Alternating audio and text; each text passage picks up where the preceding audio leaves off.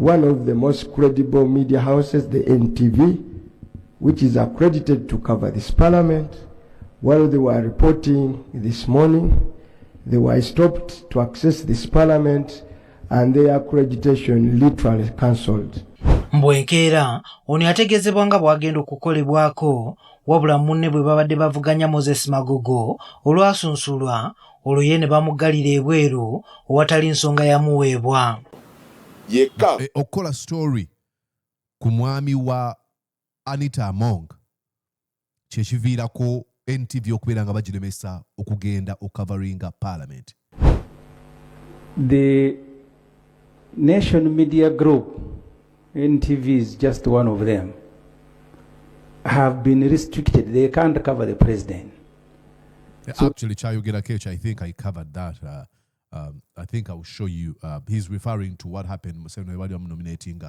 Ng'ogyeko bano ensonga ze yali akwatidde NUP bendera e Bukedeya okuvuganya ku kifo ky'omubaka omukyala nakati zikyabuzaabuza anti oluvannyuma lw'okutegeeza abakulira ekibiina nga bwe yali ayisiddwa mu kutiisatiisibwa. I am not in position to give you first-hand information of what happened inside there, about 1.5 kilometers at the EC grounds for reasons that I already stated earlier.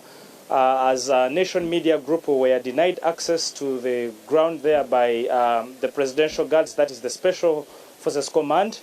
Now, you know, this is what they do all the time. You're watching Mordecai Marissa Live Political Commentary.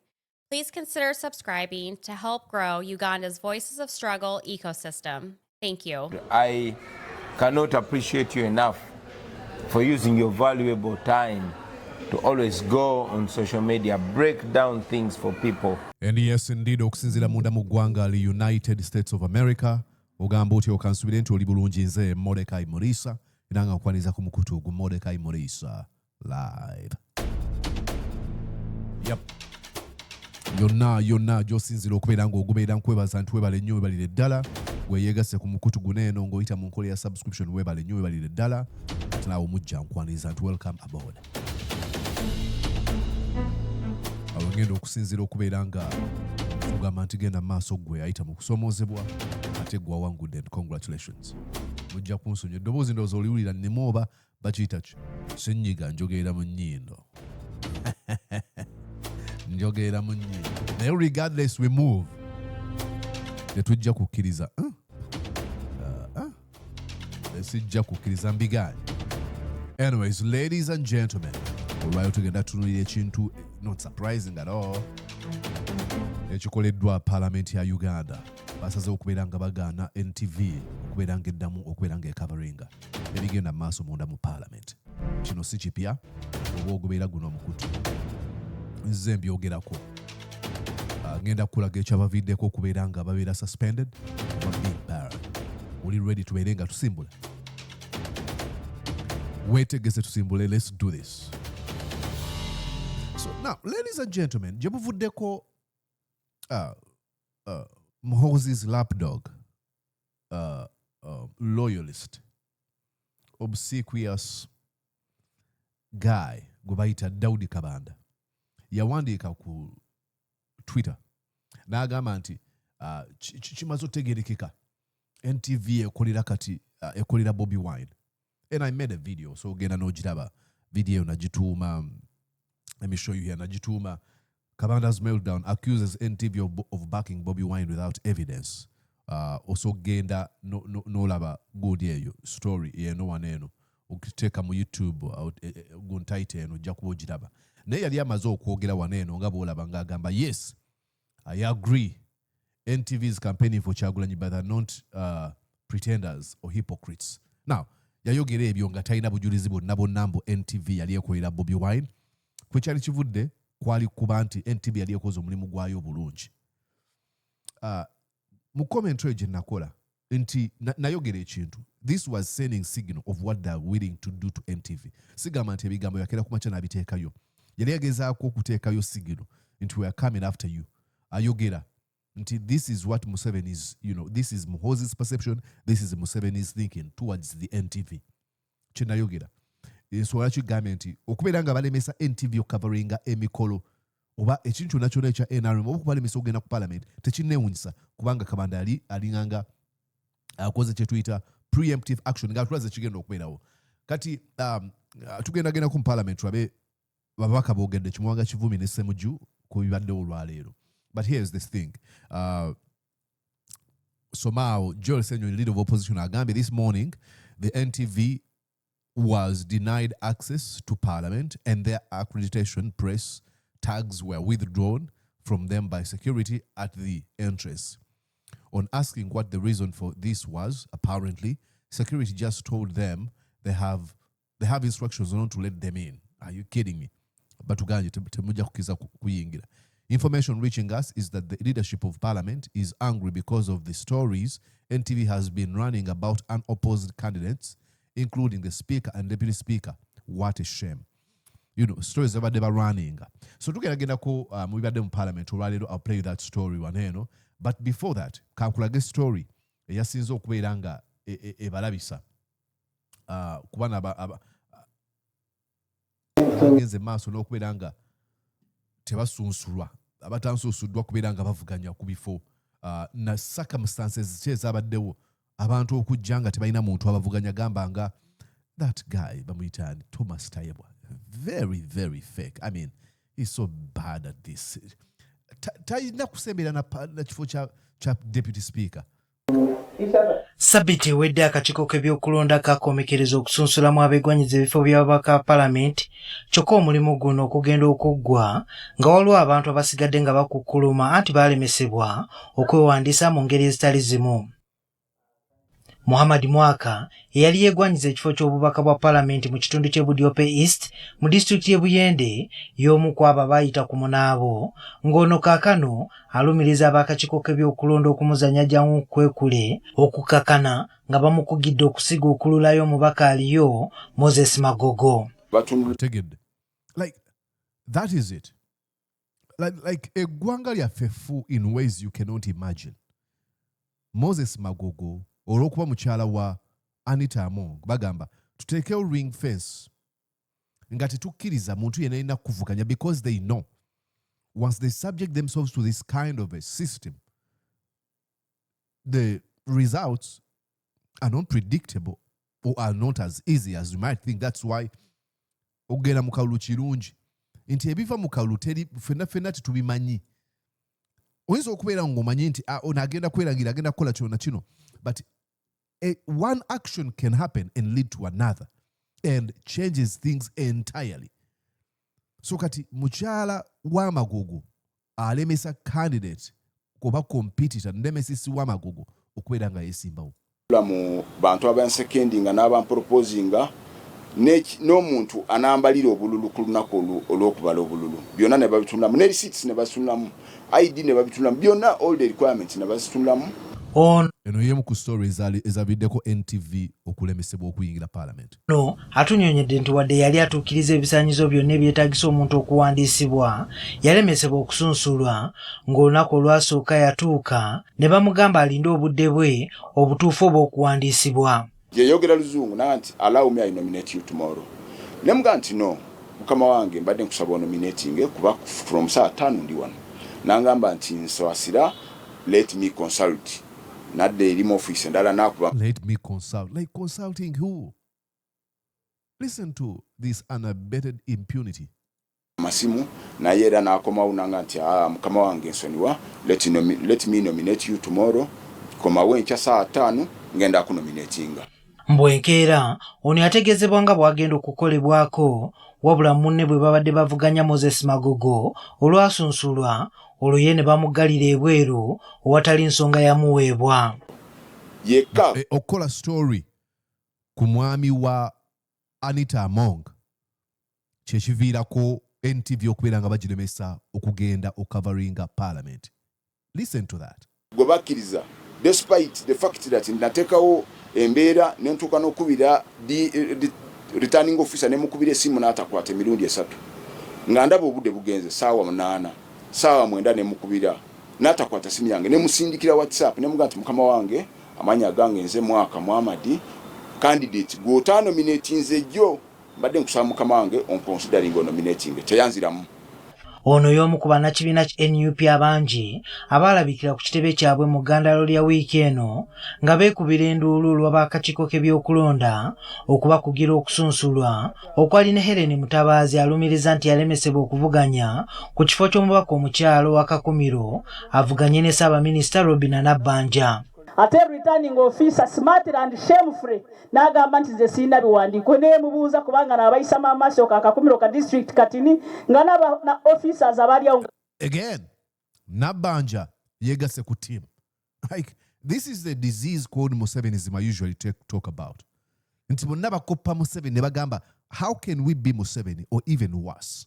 Bamanyi ne mbagamba kize kitya ate nga nze omukyalo omugwe mwanominatinga mu 2021. Omukyalo ono yalabikira mu katambi ng'alajana olw'obutasunsulwa kyokka nga mpaawo kiwandiiko ky'ataalina. When you get nominated, you're supposed to leave here your 2 copies of the nomination copies. Now that she's not nominated, we do not see the reason or the incest. Nentuna mu maaso g'omusajja kyeyavaawo n'akwata n'originals zange ziri mu senior 4 ne 6 ssaawa nga 7 n'ayetooloola n'agenda mu ofiisi n'omukyalo omulala naye ng'olwo bakuba amasimu. Ng'oggyeko bano ensonga ze yali akwatidde NUP Bendera e Bukedeya okuvuganya ku kifo ky'omubaka omukyala nakati zikyabuzaabuza anti oluvannyuma lw'okutegeeza abakulira ekibiina nga bwe yali ayisiddwa mu kutiisatiisibwa olunaku lw'eggulo yafulumiza akatambi ng'akakasa nga bw'atawambibwanga era ng'obutajja kusunsulwa yakikola yeesaliddewo. To everyone that I was not kidnapped. My decision. This is exposing the lawlessness, the impunity, the corruption, the shamelessness of folks who are in positions to respect the rules within this book. They usually swear an oath to. NTV, baby not to appear on the nomination grounds that day came out of family pressure.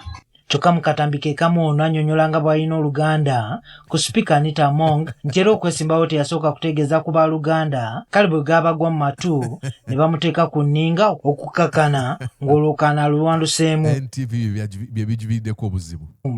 That my family was not aware of, and it came to them as a shock on the day of my unveiling.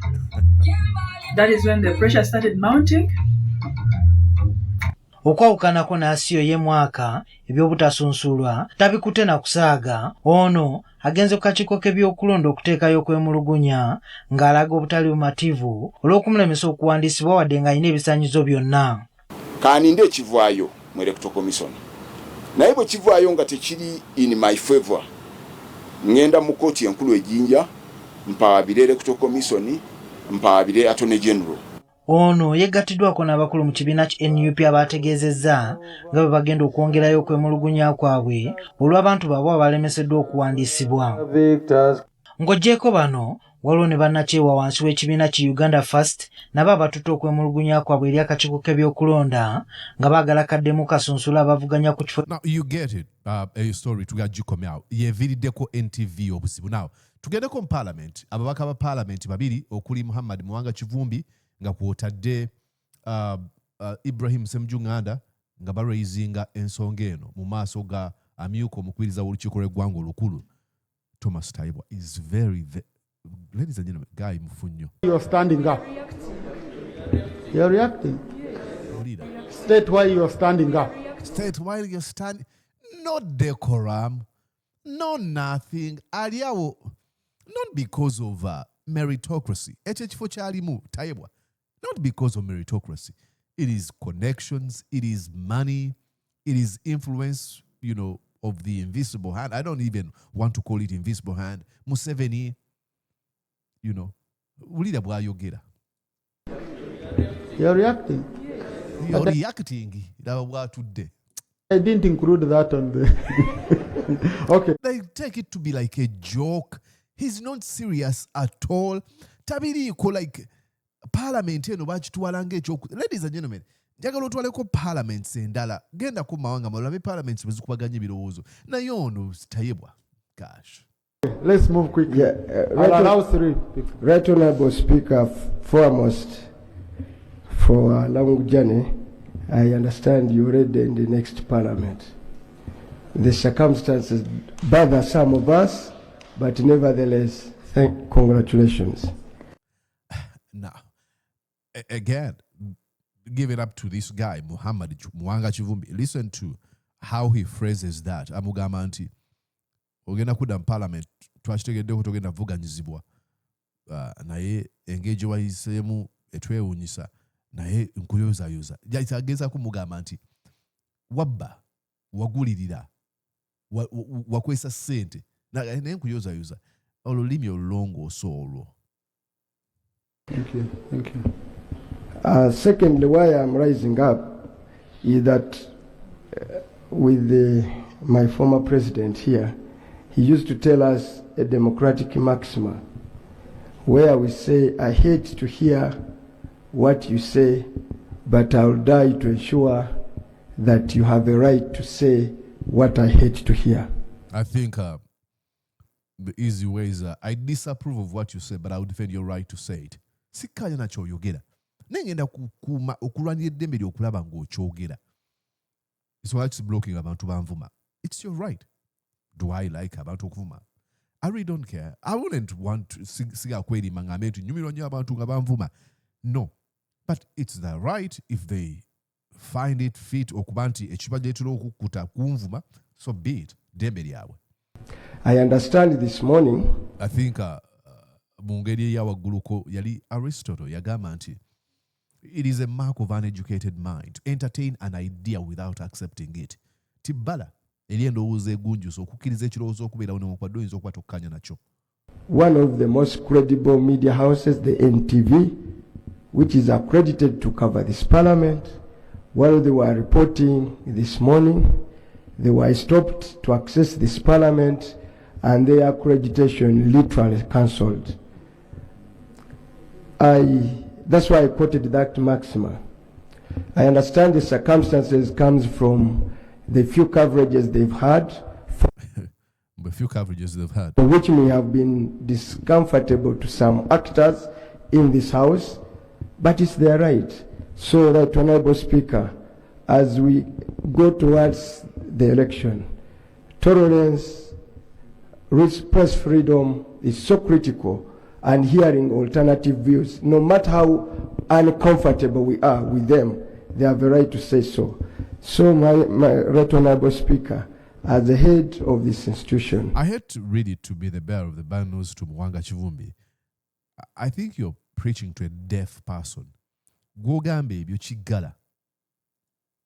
I would like to bring that to your attention as why that is going on. It's a national concern. It's out there. It happened this morning. This is the People's House, for which we fundamentally think, no matter the circumstances, the media should access this House.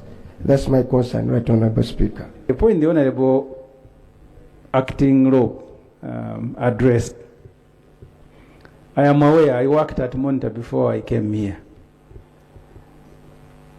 The Nation Media Group, NTV is just one of them, have been restricted. They can't cover the president. So actually, Chayogera Kech, I think I covered that. I think I'll show you.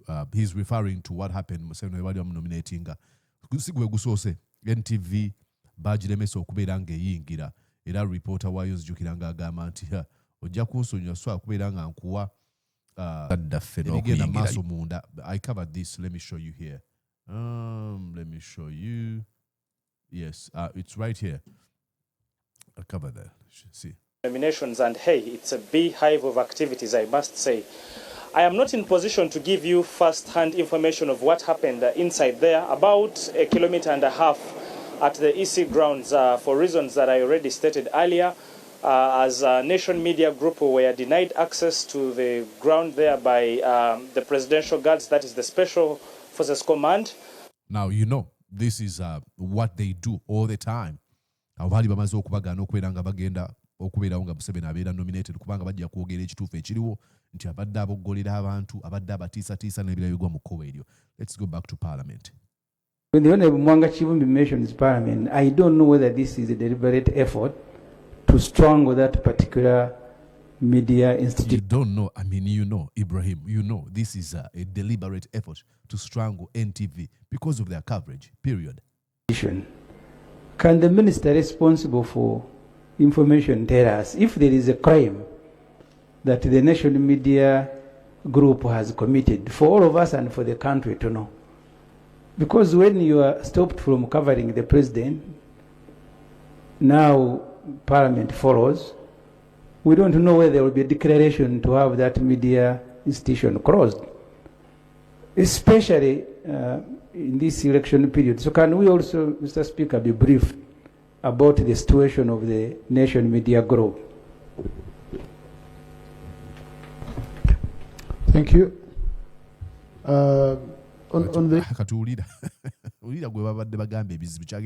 issue of nation media group, I don't think that's a matter would require the minister to come and brief on which media company candidate chooses to come. Ladies and gentlemen, I don't know. Again, I'm sorry, table says she was a Kubanchi man. I don't know which media house. Like, how did this happen to read like this doesn't concern him? Like, the Fourth Estate is some sort of unofficial arm of the government. This doesn't, like, Techimukanga Namunti, oh, there's a media house that has been barred from covering us. Then abarabi be gwogo mukutu tebagenda kusobola kufuna betuwereza eri eggwanga.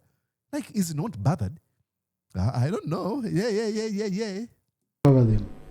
Yeah. Okay, because I've been seeing them running. I watch NTV. I've been seeing them. Who cares whether you watch NTV or not?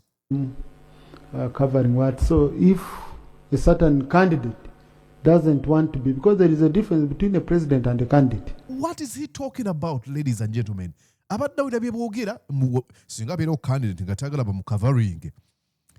They've said these people have been barred from covering events at the Parliament, at the National Assembly.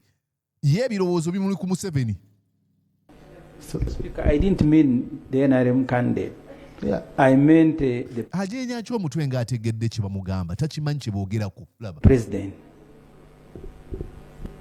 Well, if it's the president, the minister for the presidency will come here and tell us if we have so much. I mean, they've said the minister of information should come first. Interest in that. Okay? Yeah, but for the presidential candidate, whoever you choose, whom you want to cover you. Honorable Minister, I think it would be important, Minister for Justice, I think we are hearing a lot of speculation in terms of how the election will go, the processes. Lady, that guy is so bad. I'm telling you, he might be, like I usually say, this is not an attack on a person of Thomas Taibwa. He might be a good gentleman to his children. He might be a good husband to his wife. He might be a good friend to you who is watching. But he's he sucks at the job of being Deputy Speaker of the National Assembly. He's abysmally bad. Like, he doesn't know. He's detached. Ariao, very lousy, very uncoordinated, very arrogant. Omulimu agutwalanga ekyokusaagasaaga ekiri awo enjogera talina kitiibwa yadde n'ekimu ali awo just dira awedde emirimu ekyo kifo takirimu bagamba boola ssente kuwola ssente kyekimu taddemu ekyo ekifo taliimu kuweereza ggwanga omulaba engeri gy'akolamu engeri gy'atuula abange yeesigambe tabirinako like a sense of dignity to this office, decorum in how you present yourself. I mean, the August House, and that's how you behave, is very bad. NTV has been barred or covering. Now, this is a warning. Any media houses in Dala, if we can do this to NTV, how about you? But this is when media houses like NTV should rise up and defend their right to professionalism. They've not committed any crime. They're exposing, they're doing what we call the true of standard journalism. That's what they're doing. Era NTV tetekedwa kubanga yetonda obange bake chinchu nachona chechusa. Bakuwa mahulire nga bwe gaggwawo ne bakuwa context ya buli kimu. Now, there are so many media houses that are going to cave, that are going to bend the knee to the dictatorial tendencies of Yoweri Kaguta Museveni and his sycophants. Katigama Angabaneno. I wanted to read you something here. I don't know whether, do I have it? Maybe not. What they are trying to do here. Oh boy. Oh yeah, I got it here. Okay. You know, covering on never done soma. Okay. What they're doing that is this reason before I close the video.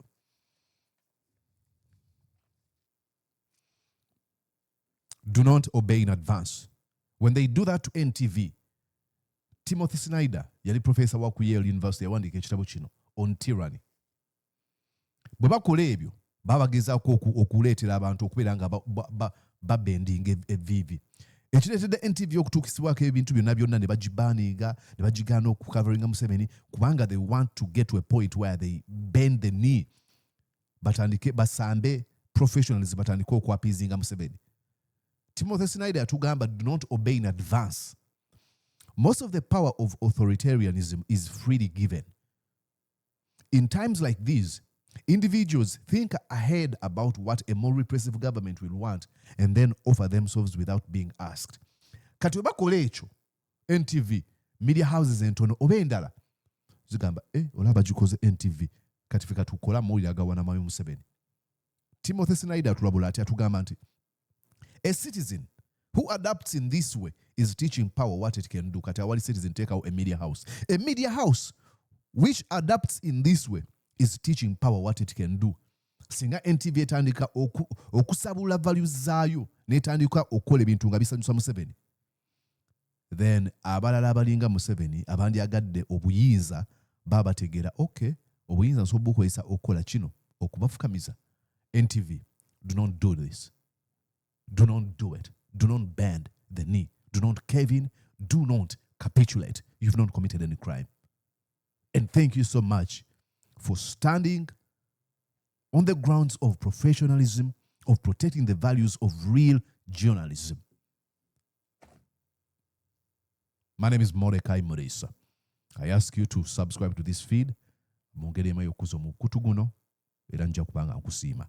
Ndowooza ate nziruke enve wano. Subscribinga ekyo kijja kuba kituyamba okwongera okubeera nga tukula. See you later. Bye-bye. Did you enjoy what you just watched? I'm sure they did. I'm going to guess that you did. How about you consider subscribing to Mordecai Marissa Live YouTube channel? Thank you.